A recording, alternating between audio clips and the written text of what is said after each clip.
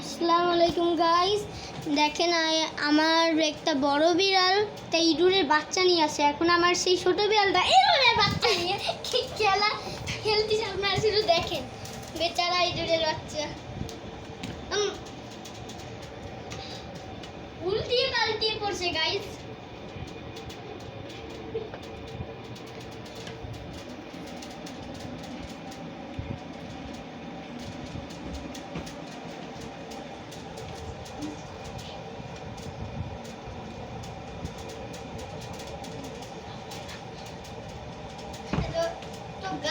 আপনারা হয়তো জানেন না, এর মাঝে আমাদের ওই যে বড় বিড়ালটা, সেই বিড়ালটা এতটাই শিকারী যে এর মাঝে একটি সাপ ধরে এনেছিল ঘরে।